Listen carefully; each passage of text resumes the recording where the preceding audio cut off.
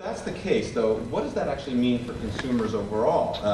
And what are the real risks that we're facing here? I mean, are these serious risks? Are there real opportunities? Manny, I mean, maybe from a patient's point of view. Well, I think that patchwork and this whole, like, mishmash of things where there's gaps and there's covered areas and there's things that are understood and there's a lot of things that are misunderstood. At the end of the day, it becomes translated to the patient in a way that makes things fall through the cracks for the patient fundamentally on a number of levels. Like, let me do a quick show of hands. How many of you,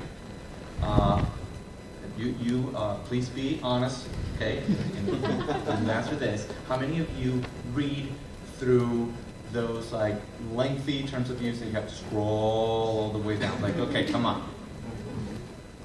Right. So that's the reality, right? Like, reality is most of us don't. Like, why? I mean, like, there may be like some physical impediments, right? It's a small print. There may be some like really obscure language. It's like, what does that mean anyway? Then there may be the fact that you may understand what's being said. If you're lucky, maybe if you're an attorney or a health economist, like most of us won't. But you cannot quite even fathom like the ramifications down the road. Like, things change, technology changes, your life, your health changes. So like, what does this statement in page 30 of this privacy policy mean for me when I get married or have kids or if I develop type 2 diabetes? So I think at the end of the day, so we just skip it. We say I agree, and later on we discover like I didn't know this was there. So there's a lot of obscurity that really makes an informed decision making very hard for the patient, I think. So that's one piece, right? The confusing community you were going to add. Yeah, I was just going to say that I think we've come a long ways that most people understand privacy online, right? And so a recent report, reported that about 90% of Americans are kind of concerned about privacy online. So I thought that's a good number, 90%. I don't, know how valid, but I thought, okay, that's great.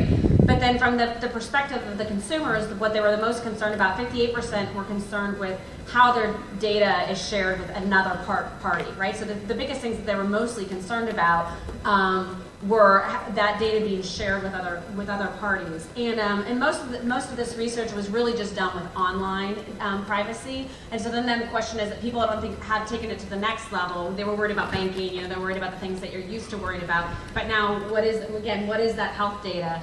Because my sweat combined with what I ate today could start to become my health data. So, what is it that we can do to kind of educate? And I think that's a big part of what our conversation is about today, to just educate people about, about what they need to know in terms of protecting their Well, you raise a good point. I mean, what is health data? Schwen, what's health data in your mind? Anything that you collect that relates to your health. Anything that relates to your health. Okay, so that's one piece. I'll take that on. So the president, I don't know if you all keep up with privacy legislation, but a couple weeks ago, President Obama and the White House published their draft of a consumer privacy Bill of Rights. And who knew, right? We were worried about Hillary Clinton's email and other things, but the Consumer Privacy Bill of Rights, our data directive, basically. And all sides, right, left, north and south, have bashed this thing. If you're a privacy advocate, it's not strong enough, and if you're the ANA, the National Advertisers, you think it's too onerous, and the CEA, the Consumer Electronics Association, it'll stifle innovation, blah, blah, blah. So nobody likes it. But there is one bit in it that's captured attention of a lot of health lawyers, and it's this. It has to, and I have to read because it's so legal, and I'm not a lawyer, as you know, I'm an economist.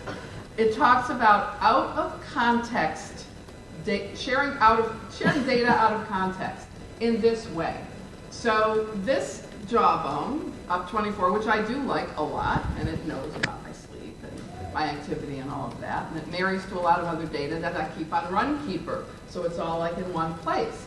And this, I know this privacy policy says that my data can go off to third parties, and since I'm a fairly healthy person and not eating a lot of fast food or anything, I'm dealing with it, and I'm fairly educated. But this new Privacy Bill of Rights says that if you collect data that is quote, medically inflected,